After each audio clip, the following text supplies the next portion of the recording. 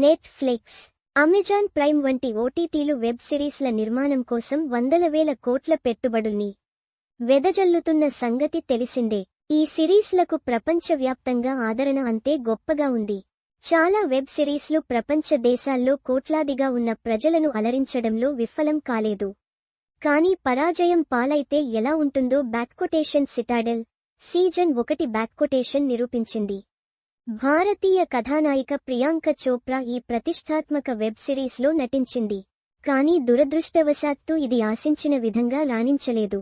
దాదాపు 2560 కోట్ల budget, $300 million తో నిర్మించగా ఇది ఏకంగా 2135 కోట్ల $250 మిలియన్ మేర నష్టపోవాల్సి వచ్చింది. అసాధారణ స్టార్లతో రూపొందించినా కానీ ప్రజలు ఎందుకనో ఆదరించకపోవడంతో వెబ్ సిరీస్ నిర్మాతలను అది కంగారు పెట్టింది. ఆ తర్వాత సీజన్ 2 సెట్స్ కెలుతుందా అంటూ చాలా సందేహాలు వ్యక్తమయ్యాయి. అలాగే ప్రైమ్ వీడియోస్ ప్రతినిధులు సీజన్ 2 బడ్జెట్ని బాగా కుదించారని, పరిమిత బడ్జెట్తో రెండో సీజన్ రన్ చేయాల్సి రావడం దురదృష్టకరం అని కూడా కథనాలొచ్చాయి.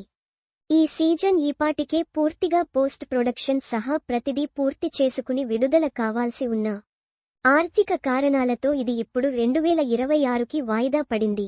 నవంబర్ 2024 చివరిలో సీజన్ 2 చిత్రీకరణ పూర్తయింది. కానీ ఓటీటీలో స్ట్రీమింగ్కి తేవడానికి చాలా సమయం పట్టనుంది. ఈ ఫ్రాంచైజీతో ముడిపడి ఉన్న స్పిన్-ఆఫ్లు కూడా ఆలస్యం కావడంతో ఇది చాలా పెద్ద చర్చకు తెరతీసింది.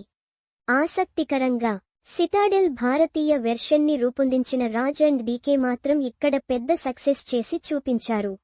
ఇక్కడ ప్రియాంక చోప్రా పాత్రలో సమంత నటించిన సంగతి తెలిసిందే. సిటాడెల్, హనీ బన్నీ పేరుతో ఇండియా వెర్షన్ అమెజాన్ ప్రైమ్ వీడియోస్లో